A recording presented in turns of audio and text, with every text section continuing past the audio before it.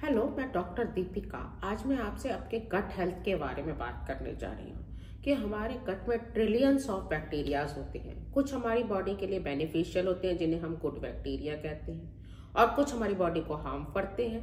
तो हमको अपने गट हेल्थ को इम्प्रूव करने के लिए हमको अपने जो अच्छे बैक्टीरिया हैं, जो हमारे बेनिफिशियल हैं, उनको हमें बढ़ाना है। इसी से हमारा गट माइक्रोबायोटा इम्प्रूव होगा। तो हमें अपनी हेल्थ इम्प्रूव करने के लिए भी हमारे ज़रूरी हैं। ये हमारी बॉडी के इन्फ्लेमेशन को कम करते हैं। इसके अलावा हमारे विटामिन B12 को भी बनाते हैं। इसके अलावा इससे हमारी स्किन रिजुविनेट होती है, हमारे एक्ने, पिंपल्स ये सब भी नहीं होते हैं, जिनकी गट हेल्थ इम्प्रूव होती है। कॉन्स्टिपेशन नहीं होती है जिनका गट हेल्थ सही रहता है। तो हमको आज मैं इसी बारे में बात करने जा रही हूँ कि हमें कौन कौन से फूड खाने चाहिए, किस टाइप की डाइट लेनी चाहिए जिससे कि हमारा गट हेल्थ इम्प्रूव रहे। तो इसमें दो टाइप के फूड होते हैं जिसे हम खाते हैं, एक प्रीबायोटिक और दूसरा प्रोबायोटिक। प्रीबायोटिक मतलब जिससे कि हमारे जो गुड बैक्टीरिया के लिए फूड है, जिससे हमारे गुड बैक्टीरिया बढ़ते हैं, उन्हें हम प्रीबायोटिक कहते हैं। और दूसरा प्रोबायोटिक, जो इटसेल्फ गुड बैक्टीरिया जिन्हें हम मुंह से लेते हैं।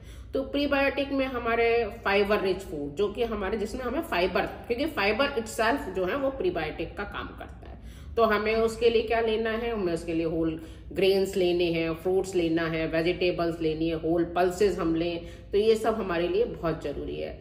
इसके अलावा हमको होल नट्स ले सकते हैं, सीड्स ले सकते हैं, ये भी हमारे लिए गट माइक्रोबायोटा को इम्प्रूव करते हैं। इसके अलावा दूसरी चीज है वो है प्रोबायोटिक्स। तो प्रोबायोटिक्स में कार्ड हो गया, बटर मिल्क हो गया, पिकल्स, मेनली टर्निप और कुकुम्बर का जो पिकल बनाते हैं उसके भी हम जो है वो काफी प्रोबायोटिक का काम करेगा।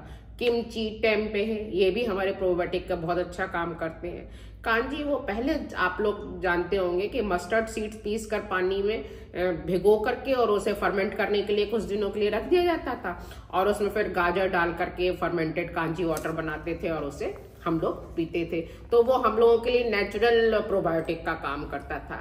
इसके अलावा आप ग्रीन ऑलिव्स को सॉल्ट और वाटर में कुछ दिनों के लिए डाल दें और उसे फर्मेंट करने के लिए रख दें, उसे आप सलाद वगैरह के साथ खा सकते हैं, तो वो भी आपके लिए बहुत अच्छा प्रोबायोटिक रहेगा। इसके अलावा आप अपने डाइट में वॉलनट और चिया सीड्स लें, ये भी हमारी बॉडी को इन्फ्लेमेशन कम करता है और हमारे गट हेल्थ को इम्प्रूव करता है। हमारे ब्रेन के लिए भी ये बहुत अच्छा काम करते हैं।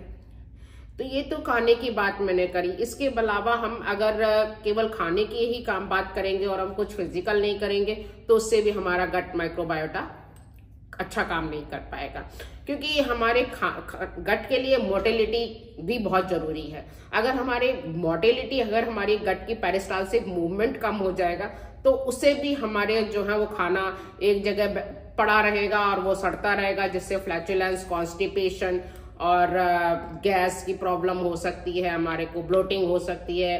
तो इस टाइप की प्रॉब्लम को सॉल्व करने के लिए हमको थोड़ा फिजिकल एक्टिव रहना बहुत जरूरी है। हम वॉक कर सकते हैं, रनिंग, जॉगिंग, जो भी हम कर सकते हैं। हम अपनी पसंद की कुछ भी फिजिकल एक्सरसाइज, गेम्स वगैरह कर सकते हैं, योगा, मेडिटेशन, इससे भी हमारा गट हेल्थ इंप्रूव होता है।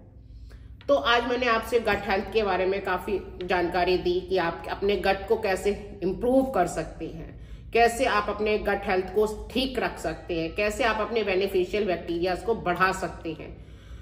कल मैं आपको बताऊंगी कि आपको अपने गट हेल्थ को ठीक रखने के लिए क्या क्या चीजों को अवॉइड करना है। तो अगर आपको मेरी वीडियो अच्छी लगी है तो आप लाइक और सब्सक्राइब कर सकते हैं। अगर आपको कोई चीज समझ नहीं आती है या कोई चीज आपको नहीं पसंद आती है तो आप मुझे कमेंट बॉक्स में लिख सकते हैं। Thank you.